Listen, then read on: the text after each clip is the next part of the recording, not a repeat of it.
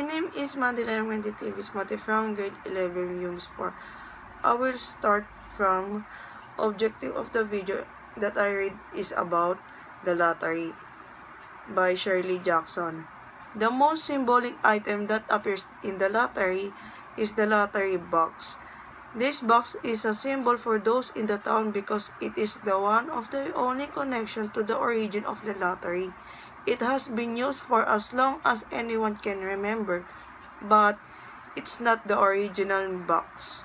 The genre of this story is short story. The plot of the story, The Lottery, is everyone in the small New England village gathers at the end of June each year for the lottery.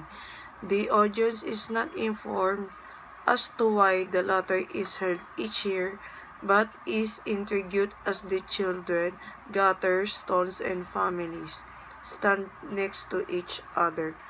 Mr. Summer is in charge of running the lottery, and Jackson provides some background details concerning the foreboding black box, which is presented in front of the community. Despite Mr. Summers' attempts to replace the old black box, the community does not want to mess with tradition and decide to keep it. Old Man Warner complains about how some villagers have stopped participating in the lottery and is depicted as opponent of progress and change. Tessie Hutchinson also arrived late to the lottery and takes her place beside her family. Mr. Summers then tells the villagers to not look at their slips until instructed, and the heads of each household are called to retrieve their slips of paper from the black box. When the villagers look at their piece of paper, Bill Hutchinson discovers that he is holding the slip with the black dot on it. His wife, Tessie, immediately complains that the drawing is not fair because Bill did not have enough time to choose his slip. The entire Hutchinson family is told to place their 5 slips back into the black box for a second drawing. The tension builds as the readers wonders which member will draw the slip with the ominous black dot.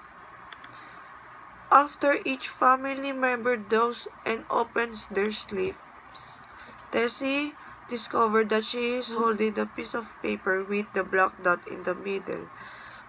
Tessie Hutchinson begins to scream and complain that the lottery is not fair as the other villagers begin to gather stones.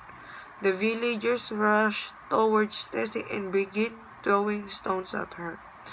A stone strikes Tessie in the head as Old Man Warner encouraged the villagers to hurl more stones at the defenseless woman. The part I enjoy behind the story, the shabby black box represents both the tradition of the lottery and the illogic of the villagers loyal to it. The black box is nearly falling apart, hardly even black anymore after years of use and storage, but the villagers are unwilling to replace it. It's a memorable and terrifying masterpiece, fueled by a tension that creeps up on you, slowly without any clear indication of why. This is just a town full of people, after all, choosing their numbers for the annual lottery. This approaches to structuralism because it is well-contained system of a sign that symbolized throughout the story and designed to show that all elements of human nature, including literature, are understandable as part of a system's signs. 21st literature in the lottery is a powerful and symbolic story about life and demands which have to be met by every people in a certain community. Among the variety of aspects which are described in the story, the reluctance of many people to reject cruel traditions and stop violence seems to be most powerful because people are so absorbed in the idea to destroy violence that they become weak due to this violent power and its charms.